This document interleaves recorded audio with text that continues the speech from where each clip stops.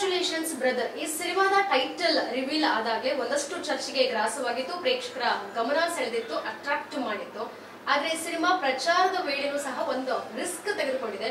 Risk ಇಲ್ಲದೆ ಜೀವನ ನಡೆಯಲ್ಲ. ಹಾಗಾಗಿ ಈ ಸಿನಿಮಾ ರಿಸ್ಕ್ ನಾವು ತಗೊಂಡಿದೀವಿ, ತೆಗೆದುಕೊಳ್ತೀವಿ ಮುಂದೆನೂ ಅನ್ನುವಂಥದ್ದನ್ನ ಇವರು ಇದೀಗ ಸಿದ್ಧಾಂತವಾಗಿದೆ ಅಂತ ಹೇಳ್ಬೋದು. ಸದ್ಯಕ್ಕೆ ಚಿತ್ರತಂಡ ನಮ್ಮೊಟ್ಟಿಗಿದ್ದಾರೆ. ಚಿತ್ರದ ನಾಯಕರಾದಂತಹ ರಕ್ಷಿತ್ ನಾಗ್ ಹಾಗೂ ಚಿತ್ರದ ಕ್ರಿಯೇಟಿವ್ ಹೆಡ್ ಆಗಿರುವಂತಹ ಹರಿ ಸಂತೋಷ್, ನಿರ್ದೇಶಕರಾದಂತಹ ಪ್ರತಾಪ ಗಂಧರ್ವ, 3 ಜನ ಇವತ್ತಿದ್ದಾರೆ, ಜಾಯ್ನ್ ಆಗಿದ್ದಾರೆ. ಏನಾಯ್ತು ಅಷ್ಟು ವಿಧಾನಸೌಧದ ಮುಂದೆ ಪ್ರಚಾರ ಮಾಡುವಂತ ರಿಸ್ಕ್ ಯಾಕೆ ತಗೊಂಡ್ರು? ಯಾರಿಂದ ಶುರು ಮಾಡೋಣ ಸರ್? ಚಿತ್ರದ ನಾಯಕ ಅವ್ರನ್ನೇ ಕೇಳೋಣ ಸರ್.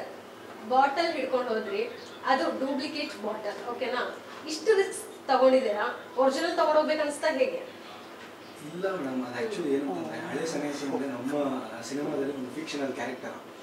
ಆ ಕ್ಯಾರೆಕ್ಟರ್ಗೆ ನಾವೊಂದು ಇಮೇಜ್ ಮಾಡಲ್ ತರ ಕೊಟ್ಟಿದ್ದೀವಿ.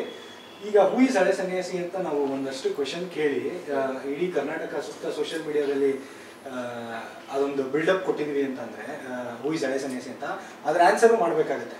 ಸೊ ಹಾಗಾಗಿ ನಾವೇನ್ ಮಾಡಿದ್ವಿ, ಅದಕ್ಕೆ ಆನ್ಸರ್ ಮಾಡೋದಕ್ಕೆ ನಮ್ಮ ಸಾಂಗ್ ಲಾಂಚ್ ಇವೆಂಟ್ಗೆ ಆ ಮಾಡೆಲ್ನ ಮಾಲ್ ಆಫ್ ಏಷ್ಯಾಗೆ ಎತ್ಕೊಂಡು ಹೋಗ್ಬೇಕಾಗಿತ್ತು. ಸೊ ಹೋಗೋದಾಗ್ತೀವಿ, ಸುಮ್ಮನೆ ಏನಕ್ಕೆ ಹೋಗೋದು, ಹೋಗ್ತಾ ಆನ್ ದಿ ವೇ ಎಲ್ಲರಿಗೂ ಮಾಡೆಲ್ನ ತೋರಿಸ್ತಾ ಪಬ್ಲಿಕ್ ರಿಯಾಕ್ಷನ್ಸ್ ಹೇಗೆ ಕೊಡ್ತಾರೆ ಅದನ್ನು ನಾವು ನೋಡಿ, ಹಾಗೇನೆ ಅಲ್ಲಲ್ಲಿ ಮೇನ್ ಪ್ಲೇಸಸ್ ಎಲ್ಲಿರುತ್ತೆ ಅಲ್ಲೆಲ್ಲ ನಿಲ್ಲಿಸ್ಕೊಂಡು ಒಂದು ಫೋಟೋ ತೆಗೆಸ್ಕೊಂಡು ಈ ಥರ ಪ್ರಮೋಷನ್ ಆಕ್ಟಿವಿಟಿ ಆದಂಗೂ ಆಗುತ್ತೆ ಮಾಡ್ಕೊಂಡು ಹೋಗೋಣ ಅಂತ ಮಾಡಿದ್ದು. ಹೋಗ್ತಾ ದಾರಿಲಿ ಏನಾಯ್ತು, ಎಲ್ಲ ಚೆನ್ನಾಗಾಯ್ತು. ಇನ್ಫ್ಯಾಕ್ಟ್ ಆಡಿಯನ್ಸ್ ಎಲ್ಲ ಸಿಕ್ಕಾಪಟ್ಟೆ ಇಷ್ಟಪಟ್ಟಿದ್ರು.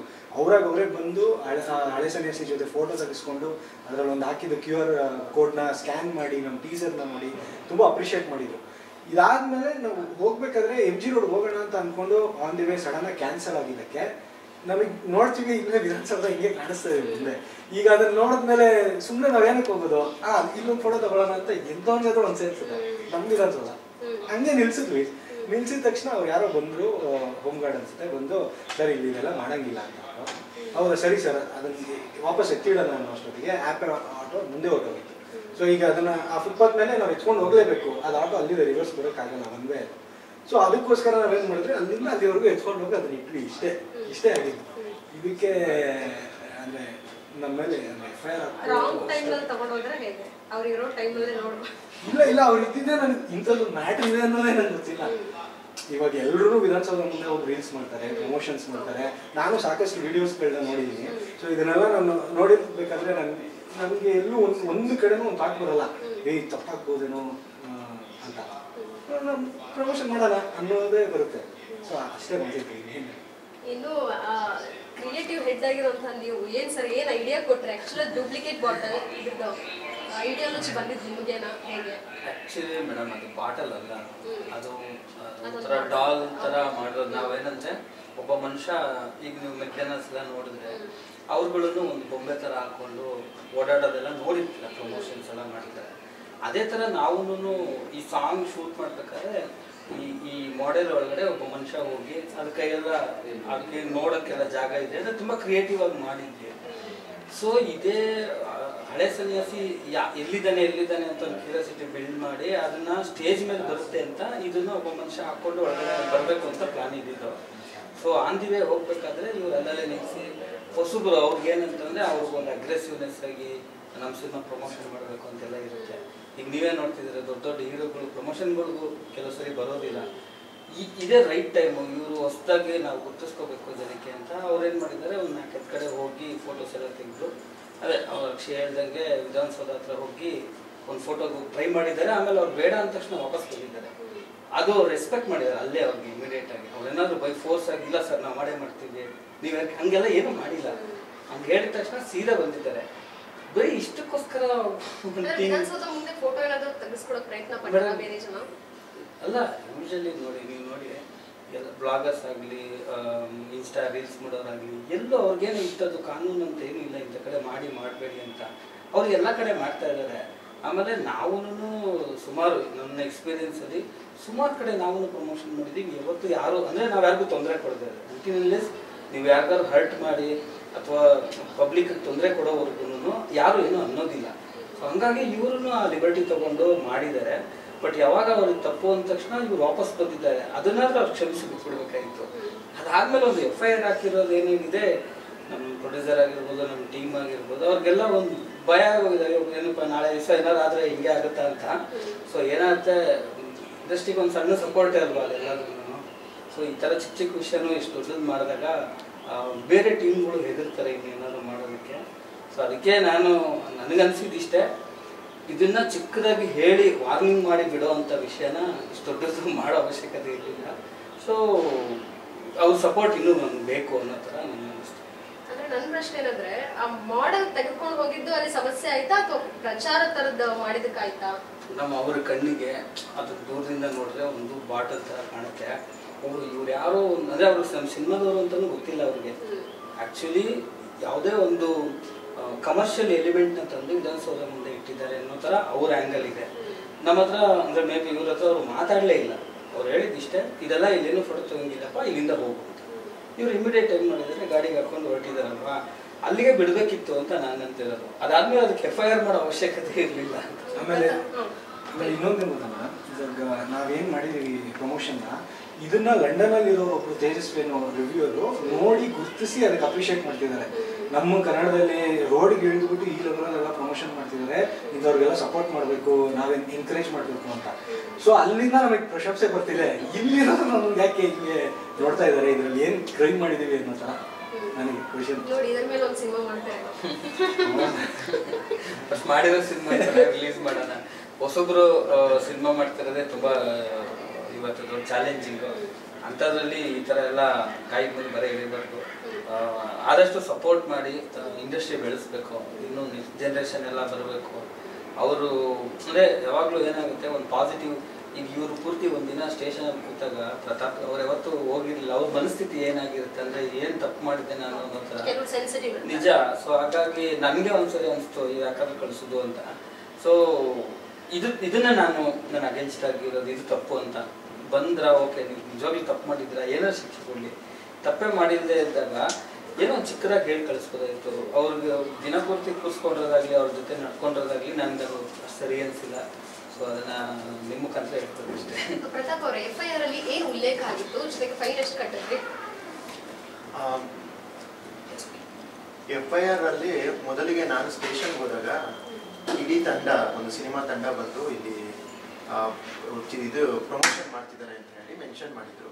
ಸೊ ಅಲ್ಲಿ ಇದ್ದಿದ್ದು 3 ಜನ ಆ್ಯಕ್ಚುಲಿ. ರಕ್ಷಿತ್ ಅವ್ರ ಜೊತೆ ಒಬ್ಬ ಹುಡುಗ, ಇನ್ನೊಬ್ಬ ಕ್ಯಾಮ್ರಾ ಇಟ್ಕೊಂಡಿದ್ದ, ಮೊಬೈಲಲ್ಲಿ ರೆಕಾರ್ಡ್ ಮಾಡ್ತಿದ್ದೆ, ಇನ್ನೊಂದು ಕ್ಯಾಮ್ರಾ ಇತ್ತು.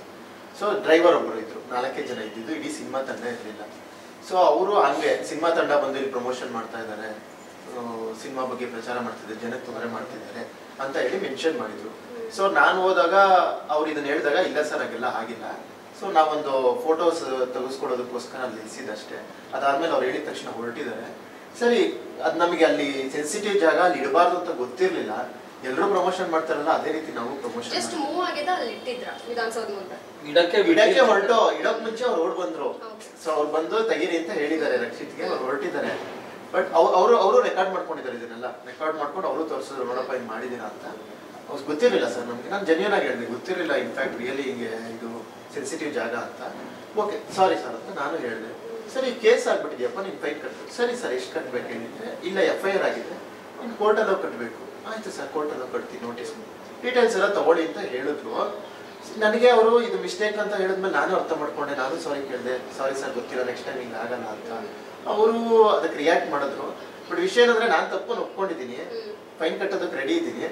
ಅದಾದ್ಮೇಲೆ ಅವರು ಇಡೀ ದಿನ ಕೂರಿಸ್ಕೊಂಡು ನನ್ನ ಟೈಮ್ನ ಪ್ರೊಲಾಂಗ್ ಮಾಡಿ, ಆಮೇಲೆ ಅವರು ನಡ್ಕೊಂಡಿದ್ದು ಕೂರಿಸ್ಕೊಂಡಿದ್ದು ನಾನು ಒಪ್ಕೊಂಡಿದ್ದೀನಿ. ಈಗ ನಾನು ಏನಾದ್ರು ಓಡೋಗ್ಬಿಟ್ಟಿದ್ರೆ, ಅಥವಾ ನಾನು ಸಿಕ್ಕಿಲ್ಲ ಇವ್ರ ಕೈಗೆ ಎಂದಿದ್ರೆ, ಅಥವಾ ಫೋನ್ ಸ್ವಿಚ್ ಆಫ್ ಮಾಡ್ಕೊಂಡಿದ್ರೆ ಅವ್ರು ಮಾಡೋದ್ರಲ್ಲಿ ಅರ್ಥ ಇದೆ. ಸೊ ನಾನೇನು ಮಾಡಿದೆ, ಅಲ್ಲೇ ಕೂತಿದ್ದು ಇದನ್ನು ಸಾಲ್ವ್ ಮಾಡ್ಕೋಬೇಕಾ ಟೆಕ್ನಿಕಾಸ್ಟ್ ಅಂತ ಹೋಗಿರೋದನ್ನ ಅವ್ರು ಆ ರೀತಿ ನಡ್ಸ್ಕೊಂಡ್ರೆ ನನಗೆ ಅದು ಒಂದು ಬೇಜಾರಾಗಿತ್ತು. ಇನ್ನೊಂದು ಇಂಟೆನ್ಷನಲ್ ಅಂದರೆ, ನನಗೆ ಒಳಗಡೆ ಮನಸ್ಸಲ್ಲಿ ಇದ್ದಿದ್ದು ಏನು ಅಂದರೆ, ಸುಮಾರು ವರ್ಷ ಕಷ್ಟಪಟ್ಟು ಸ್ಟ್ರಗಲ್ ಮಾಡಿ ನಾವೆಲ್ಲರೂ ಸೇರಿ ಒಂದು ಸಿನಿಮಾ ಮಾಡ್ತಾ ಇದ್ದೀವಿ. ಹೊಸೊಬ್ರು ಸಿನಿಮಾ ಮಾಡೋದೇ ಕಷ್ಟ ಇಲ್ಲ, ಅಂಥದ್ರಲ್ಲಿ ಸಿನಿಮಾ ಮಾಡಿ ರಿಲೀಸ್ ಮಾಡೋದಕ್ಕೆ ರೆಡಿ ಮಾಡ್ಕೊಂಡಿದ್ದೀವಿ. ಇದನ್ನು ಜನಕ್ಕೆ ರೀಚ್ ಮಾಡಿಸ್ಬೇಕಲ್ಲ, ಅದಕ್ಕೋಸ್ಕರ ರೋಡಿಗಿಲ್ದ ಏನಾದ್ರು ಪ್ರಮೋಷನ್ ಮಾಡೋಣ, ಜನಕ್ಕೆ ರೀಚ್ ಮಾಡಿಸೋಣ, ಜನ ನಂಬಲಿ ನಮ್ಮನ್ನ. ಅದಾದ್ಮೇಲೆ ನಾವು ಮಾಡ್ತಿದ್ದು ಕ್ರಿಯೇಟಿವ್ ಆಗಿದೆ ಅಂತ ಜನಕ್ಕೆ ಅನ್ಸಿದ ಮೇಲೆ, ಸೊ ಅವ್ರಿಗೆ ಸಿನಿಮಾ ಕ್ರಿಯೇಟಿವ್ ಆಗಿದೆ, ಇವರೇನೋ ಮಾಡ್ತಿದ್ದಾರೆ ಅಂತ ಅನ್ಸಿ ಥಿಯೇಟರ್ ಬರಲಿ ಅನ್ನೋ ಒಳ್ಳೆ ಉದ್ದೇಶದಿಂದ ನಾವು ಮಾಡಿದ್ದು. ಬಟ್ ನನಗೆ ಇದೆಲ್ಲ ನಡೆದ್ಮೇಲೆ ಏನು ಅನ್ನಿಸ್ತು ಅಂದರೆ, ಮೊದಲನೇ ಸಿನಿಮಾ ಮಾಡ್ತಾ ಇದ್ದೀನಿ, ಇಷ್ಟು ವರ್ಷ ಕಷ್ಟಪಟ್ಟಿದ್ದೀವಿ, ನಮ್ಮೆಲ್ಲರಿಗೂ ಭವಿಷ್ಯ ಇದೆ, ನಾನಿನ್ನು ಮುಂದೆ ಒಂದು ಸಿನಿಮಾ ಮಾಡಬೇಕು, ಅವ್ರಿರೋ ಮಾಡಬೇಕು. ಇವರು ನಮ್ಮನ್ನು ಹೊಸಬ್ರನ್ನ ನಂಬಿ ಯಾರೋ ಒಂದಷ್ಟು ಜನ ದುಡ್ಡು ಹಾಕ್ತಿದ್ದಾರೆ. ಇದನ್ನೆಲ್ಲ ಉಳಿಸ್ಕೋಬೇಕು. ನಾನು ನಿರ್ದೇಶಕನಾಗಿ ನನ್ನ ಮೇಲೆ ಹೊಣೆ ಇದೆ. ಈ ಟೈಮಲ್ಲಿ ಇದೆಲ್ಲ ಆಗೋದಾಗ ಇದೆಲ್ಲಿ ನೆಗೆಟಿವ್ ರೋಲ್. Congratulations brother. ಈ ಸಿನಿಮಾದ ಟೈಟಲ್ ರಿವೀಲ್ ಆದಾಗಲೇ ಒಂದಷ್ಟು ಚರ್ಚೆಗೆ ಗ್ರಾಸವಾಗಿತ್ತು, ಪ್ರೇಕ್ಷಕರ ಗಮನ ಸೆಳೆದಿತ್ತು, ಅಟ್ರಾಕ್ಟ್ ಮಾಡಿತ್ತು. ಆದ್ರೆ ಈ ಸಿನಿಮಾ ಪ್ರಚಾರದ ವೇಳೆನೂ ಸಹ ಒಂದು ರಿಸ್ಕ್ ತೆಗೆದುಕೊಂಡಿದೆ. ರಿಸ್ಕ್ ಇಲ್ಲದೆ ಜೀವನ ನಡೆಯಲ್ಲ. ಹಾಗಾಗಿ ಈ ಸಿನಿಮಾ ರಿಸ್ಕ್ ನಾವು ತಗೊಂಡಿದೀವಿ, ತೆಗೆದುಕೊಳ್ತೀವಿ ಮುಂದೆನೂ ಅನ್ನೋದನ್ನ ಇವರು ಇದೀಗ ಸಿದ್ಧಾಂತವಾಗಿದೆ ಅಂತ ಹೇಳ್ಬೋದು. ಸದ್ಯಕ್ಕೆ ಚಿತ್ರತಂಡ ನಮ್ಮೊಟ್ಟಿಗಿದ್ದಾರೆ. ಚಿತ್ರದ ನಾಯಕರಾದಂತಹ ರಕ್ಷಿತ್ ನಾಗ್ ಹಾಗೂ ಚಿತ್ರದ ಕ್ರಿಯೇಟಿವ್ ಹೆಡ್ ಆಗಿರುವಂತಹ ಹರಿ ಸಂತೋಷ್, ನಿರ್ದೇಶಕರಾದಂತಹ ಪ್ರತಾಪ ಗಂಧರ್ವ, 3 ಜನ ಇವತ್ತಿದ್ದಾರೆ, ಜಾಯ್ನ್ ಆಗಿದ್ದಾರೆ. ಏನಾಯ್ತು ಅಷ್ಟಕ್ಕೂ ವಿಧಾನಸೌಧದ ಮುಂದೆ ಪ್ರಚಾರ ಮಾಡುವಂತ ರಿಸ್ಕ್ ಯಾಕೆ ತಗೊಂಡ್ರು? ಯಾರಿಂದ ಶುರು ಮಾಡೋಣ ಸರ್? ಚಿತ್ರದ ನಾಯಕ ಅವ್ರನ್ನೇ ಕೇಳೋಣ ಸರ್. ಬಾಟಲ್ ಹಿಡ್ಕೊಂಡು ಹೋದ್ರಿ, ಅದು ಡೂಪ್ಲಿಕೇಟ್ ಬಾಟಲ್, ಓಕೆನಾ? ಇಷ್ಟು ರಿಸ್ಕ್ ತಗೊಂಡಿದ್ದೀರಾ, ಒರಿಜಿನಲ್ ತಗೊಂಡೋಗ್ಬೇಕು ಅನ್ಸ್ತಾ ಹೇಗೆ? ಇಲ್ಲ ಮೇಡಮ್, ಅದು ಆಕ್ಚುಲಿ ಏನು ಅಂತಂದ್ರೆ ಹಳೆ ಸನ್ಯಾಸಿ ನಮ್ಮ ಸಿನಿಮಾದಲ್ಲಿ ಒಂದು ಫಿಕ್ಷನಲ್ ಕ್ಯಾರೆಕ್ಟರ್. ಆ ಕ್ಯಾರೆಕ್ಟರ್ಗೆ ನಾವೊಂದು ಇಮೇಜ್ ಮಾಡೆಲ್ ತರ ಕೊಟ್ಟಿದ್ದೀವಿ. ಈಗ ಹೂ ಇಸ್ ಹಳೆ ಸನ್ಯಾಸಿ ಅಂತ ನಾವು ಒಂದಷ್ಟು ಕ್ವಶನ್ ಕೇಳಿ ಇಡೀ ಕರ್ನಾಟಕ ಸುತ್ತ ಸೋಷಿಯಲ್ ಮೀಡಿಯಾದಲ್ಲಿ ಅದೊಂದು ಬಿಲ್ಡಪ್ ಕೊಟ್ಟಿದ್ವಿ ಅಂತಂದ್ರೆ ಹೂ ಇಸ್ ಹಳೆ ಸನ್ಯಾಸಿ ಅಂತ ಅದ್ರ ಆನ್ಸರ್ ಮಾಡಬೇಕಾಗುತ್ತೆ. ಸೊ ಹಾಗಾಗಿ ನಾವೇನ್ ಮಾಡಿದ್ವಿ, ಅದಕ್ಕೆ ಆನ್ಸರ್ ಮಾಡೋದಕ್ಕೆ ನಮ್ಮ ಸಾಂಗ್ ಲಾಂಚ್ ಇವೆಂಟ್ಗೆ ಆ ಮಾಡೆಲ್ನ ಮಾಲ್ ಆಫ್ ಏಷ್ಯಾಗೆ ಎತ್ಕೊಂಡು ಹೋಗ್ಬೇಕಾಗಿತ್ತು. ಸೊ ಹೋಗೋದಾಗ್ತೀವಿ, ಸುಮ್ಮನೆ ಏನಕ್ಕೆ ಹೋಗೋದು, ಹೋಗ್ತಾ ಆನ್ ದಿ ವೇ ಎಲ್ಲರಿಗೂ ಮಾಡಲ್ನ ತೋರಿಸ್ತಾ ಪಬ್ಲಿಕ್ ರಿಯಾಕ್ಷನ್ಸ್ ಹೇಗೆ ಕೊಡ್ತಾರೆ ಅದನ್ನು ನಾವು ನೋಡಿ, ಹಾಗೇನೆ ಅಲ್ಲಲ್ಲಿ ಮೇನ್ ಪ್ಲೇಸಸ್ ಎಲ್ಲಿರುತ್ತೆ ಅಲ್ಲೆಲ್ಲ ನಿಲ್ಲಿಸ್ಕೊಂಡು ಒಂದು ಫೋಟೋ ತೆಗೆಸ್ಕೊಂಡು ಈ ಥರ ಪ್ರಮೋಷನ್ ಆಕ್ಟಿವಿಟಿ ಆದಂಗೂ ಆಗುತ್ತೆ ಮಾಡ್ಕೊಂಡು ಹೋಗೋಣ ಅಂತ ಮಾಡಿದ್ದು. ಹೋಗ್ತಾ ದಾರಿಲಿ ಏನಾಯ್ತು, ಎಲ್ಲ ಚೆನ್ನಾಗಾಯ್ತು. ಇನ್ಫ್ಯಾಕ್ಟ್ ಆಡಿಯನ್ಸ್ ಎಲ್ಲ ಸಿಕ್ಕಾಪಟ್ಟೆ ಇಷ್ಟಪಟ್ಟಿದ್ರು. ಅವರೇ ಬಂದು ಹಳೆ ಸನ್ಯಾಸಿ ಜೊತೆ ಫೋಟೋ ತೆಗೆಸ್ಕೊಂಡು ಅದರಲ್ಲಿ ಒಂದು ಹಾಕಿದ್ದು QR ಕೋಡ್ನ ಸ್ಕ್ಯಾನ್ ಮಾಡಿ ನಮ್ಮ ಟೀಸರ್ನ ನೋಡಿ ತುಂಬ ಅಪ್ರಿಷಿಯೇಟ್ ಮಾಡಿದ್ರು. ಇದಾದ್ಮೇಲೆ ನಾವು ಹೋಗ್ಬೇಕಾದ್ರೆ MG ರೋಡ್ ಹೋಗೋಣ ಅಂತ ಅಂದ್ಕೊಂಡು ಆನ್ ದಿ ವೇ ಸಡನ್ ಆಗಿ ಕ್ಯಾನ್ಸಲ್ ಆಗಿದ್ದಕ್ಕೆ ನಮಗೆ ನೋಡ್ತೀವಿ ಇಲ್ಲೇ ವಿಧಾನಸೌಧ ಹಿಂಗೆ ಕಾಣಿಸ್ತಾ ಇದೆ ಮುಂದೆ. ಈಗ ಅದನ್ನ ನೋಡಿದ್ಮೇಲೆ ಸುಮ್ಮನೆ ನಾವೇನಕ್ಕೆ ಹೋಗೋದು, ಇಲ್ಲೊಂದು ಫೋಟೋ ತಗೊಳ್ಳೋಣ ಅಂತ ಎಂತ ಒಂದು ಸೇರ್ಸುತ್ತೆ ನಮ್ಮ ವಿಧಾನಸೌಧ. ಹಂಗೆ ನಿಲ್ಸಿದ್ವಿ. ನಿಲ್ಸಿದ ತಕ್ಷಣ ಅವ್ರು ಯಾರೋ ಬಂದರು, ಹೋಮ್ ಗಾರ್ಡ್ ಅನ್ಸುತ್ತೆ, ಬಂದು ಸರ್ ಇಲ್ಲಿ ಇದೆಲ್ಲ ಮಾಡಂಗಿಲ್ಲ ಅಂತ. ಹೌದಾ ಸರಿ ಸರ್, ಅದನ್ನ ವಾಪಸ್ ಎತ್ತಿಡೋಣ ಅನ್ನೋ ಅಷ್ಟೊತ್ತಿಗೆ ಆ್ಯಪ್ ಆಟೋ ಮುಂದೆ ಹೊರಟೋಗಿತ್ತು. ಸೊ ಈಗ ಅದನ್ನ ಆ ಫುಟ್ಪಾತ್ ಮೇಲೆ ನಾವು ಎತ್ಕೊಂಡು ಹೋಗಲೇಬೇಕು. ಅದು ಆಟೋ ಅಲ್ಲಿದೆ, ರಿವರ್ಸ್ ಬರೋಕ್ಕಾಗಲ್ಲ, ಒಂದೇ. ಸೊ ಅದಕ್ಕೋಸ್ಕರ ನಾವೇನು ಮಾಡಿದ್ರೆ ಅಲ್ಲಿಂದ ಅಲ್ಲಿವರೆಗೂ ಎತ್ಕೊಂಡು ಹೋಗಿ ಅದನ್ನ ಇಟ್ವಿ. ಇಷ್ಟೇ ಆಗಿತ್ತು. ಇದಕ್ಕೆ ಅಂದರೆ ನಮ್ಮ ಮೇಲೆ ಇಲ್ಲ ಅವ್ರು ಇದ್ದಿದ್ದೆ ನನಗೆ ಇಂಥದ್ದು ಮ್ಯಾಟ್ರ್ ಇದೆ ಅನ್ನೋದೇ ನನಗೆ ಗೊತ್ತಿಲ್ಲ. ಇವಾಗ ಎಲ್ಲರೂ ವಿಧಾನಸೌಧ ಮುಂದೆ ಹೋಗಿ ರೀಲ್ಸ್ ಮಾಡ್ತಾರೆ, ಪ್ರಮೋಷನ್ಸ್ ಮಾಡ್ತಾರೆ. ನಾನು ಸಾಕಷ್ಟು ವಿಡಿಯೋಸ್ಗಳನ್ನ ನೋಡಿದ್ದೀನಿ. ಸೊ ಇದನ್ನೆಲ್ಲ ನಾನು ನೋಡಿರ್ಬೇಕಾದ್ರೆ ನನಗೆ ಎಲ್ಲೂ ಒಂದು ಕಡೆನೂ ಒಂದು ಥಾಟ್ ಬರಲ್ಲ, ತಪ್ಪಾಗ್ಬೋದೇನೋ ಅಂತ. ನಾನು ಪ್ರಮೋಷನ್ ಮಾಡೋಣ ಅನ್ನೋದೇ ಬರುತ್ತೆ. ಸೊ ಅಷ್ಟೇ ಬಂದಿತ್ತು. ಇನ್ನು ಕ್ರಿಯೇಟಿವ್ ಹೆಡ್ ಆಗಿರುವಂತಹ ನೀವು ಏನ್ ಐಡಿಯಾ ಕೊಟ್ರೆ? ಆಕ್ಚುಲಿ ಡೂಪ್ಲಿಕೇಟ್ ಬಾಟಲ್ ಇದ್ದು ಐಡಿಯಾಲಜಿ ಬಂದಿದ್ದು ನಿಮಗೇನಾ ಹೇಗೆ?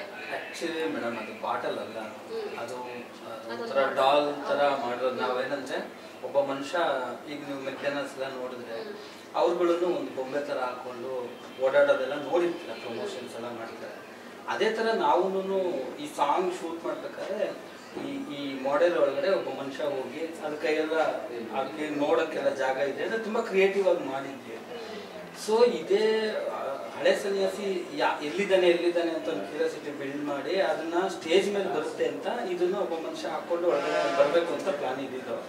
ಸೊ ಆನ್ ದಿ ವೇ ಹೋಗ್ಬೇಕಾದ್ರೆ ಇವರೆಲ್ಲೇ ನಿಲ್ಲಿಸಿ ಹೊಸಬ್ರು ಅವ್ರಿಗೆ ಏನಂತಂದ್ರೆ ಅವ್ರಿಗೊಂದು ಅಗ್ರೆಸಿವ್ನೆಸ್ ಆಗಿ ನಮ್ಮ ಸಿನಿಮಾ ಪ್ರಮೋಷನ್ ಮಾಡಬೇಕು ಅಂತೆಲ್ಲ ಇರುತ್ತೆ. ಈಗ ನೀವೇ ನೋಡ್ತಿದ್ರೆ ದೊಡ್ಡ ಹೀರೋಗಳು ಪ್ರಮೋಷನ್ಗಳಿಗೂ ಕೆಲವು ಸರಿ ಬರೋದಿಲ್ಲ. ಇದೇ ರೈಟ್ ಟೈಮು, ಇವರು ಹೊಸದಾಗಿ ನಾವು ಗುರ್ತಿಸ್ಕೋಬೇಕು ಜನಕ್ಕೆ ಅಂತ ಅವ್ರೇನು ಮಾಡಿದ್ದಾರೆ, ಒಂದು 4 ಕಡೆ ಹೋಗಿ ಫೋಟೋಸ್ ಎಲ್ಲ ತೆಗೆದು, ಅದೇ ಅವ್ರ ಅಕ್ಷಿ ಹೇಳ್ದಂಗೆ ವಿಧಾನಸೌಧ ಹತ್ರ ಹೋಗಿ ಒಂದು ಫೋಟೋ ಟ್ರೈ ಮಾಡಿದ್ದಾರೆ. ಆಮೇಲೆ ಅವ್ರು ಬೇಡ ಅಂದ ತಕ್ಷಣ ವಾಪಸ್ ಬಂದಿದ್ದಾರೆ. ಅದು ರೆಸ್ಪೆಕ್ಟ್ ಮಾಡಿದ್ದಾರೆ ಅಲ್ಲೇ ಅವ್ರಿಗೆ ಇಮಿಡಿಯೇಟ್ ಆಗಿ. ಅವ್ರೇನಾದ್ರು ಬೈ ಫೋರ್ಸ್ ಆಗಿ ಇಲ್ಲ ಸರ್ ನಾವು ಮಾಡೇ ಮಾಡ್ತೀವಿ, ನೀವು ಹಂಗೆಲ್ಲ ಏನೂ ಮಾಡಿಲ್ಲ, ಹಂಗೆ ಹೇಳಿದ ತಕ್ಷಣ ಸೀದಾ ಬಂದಿದ್ದಾರೆ. ಬರೀ ಇಷ್ಟಕ್ಕೋಸ್ಕರ ಅಲ್ಲ. ಯೂಶಲಿ ನೀವು ನೋಡಿ ಎಲ್ಲ ಬ್ಲಾಗರ್ಸ್ ಆಗಲಿ, ಇನ್ಸ್ಟಾ ರೀಲ್ಸ್ ಮಾಡೋರಾಗಲಿ, ಎಲ್ಲೂ ಅವ್ರಿಗೇನು ಇಂಥದ್ದು ಕಾನೂನು ಅಂತ ಏನೂ ಇಲ್ಲ, ಇಂಥ ಕಡೆ ಮಾಡಬೇಡಿ ಅಂತ. ಅವ್ರು ಎಲ್ಲ ಕಡೆ ಮಾಡ್ತಾ ಇದ್ದಾರೆ.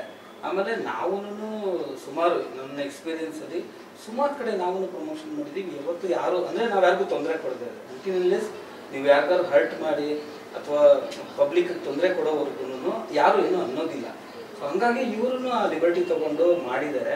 ಬಟ್ ಯಾವಾಗ ಅವ್ರಿಗೆ ತಪ್ಪು ಅಂದ ತಕ್ಷಣ ಇವ್ರು ವಾಪಸ್ ಬಂದಿದ್ದಾರೆ, ಅದನ್ನಾದ್ರೂ ಅವ್ರು ಕ್ಷಮಿಸಿ ಬಿಟ್ಬಿಡ್ಬೇಕಾಗಿತ್ತು. ಅದಾದ್ಮೇಲೆ ಒಂದು FIR ಹಾಕಿರೋದು ಏನೇನಿದೆ, ನಮ್ಮ ಪ್ರೊಡ್ಯೂಸರ್ ಆಗಿರ್ಬೋದು, ನಮ್ಮ ಟೀಮ್ ಆಗಿರ್ಬೋದು, ಅವ್ರಿಗೆಲ್ಲ ಒಂದು ಭಯ ಆಗೋಗಿದೆ, ಏನಪ್ಪ ನಾಳೆ ದಿವಸ ಏನಾದ್ರು ಆದ್ರೆ ಹಿಂಗೆ ಆಗುತ್ತಾ ಅಂತ. ಸೊ ಏನಾಗುತ್ತೆ, ಇಂಡಸ್ಟ್ರಿಗೆ ಒಂದು ಸಣ್ಣ ಸಪೋರ್ಟೇ ಅಲ್ವಾ ಅದೆಲ್ಲದೂ. ಸೊ ಈ ಥರ ಚಿಕ್ಕ ಚಿಕ್ಕ ವಿಷಯನೂ ಇಷ್ಟು ದೊಡ್ಡದು ಮಾಡಬೇಕು. ಗ್ಯಾರಂಟಿ ನ್ಯೂಸ್, ಸುದ್ದಿ ಖಚಿತ, ನ್ಯಾಯ ನಿಶ್ಚಿತ.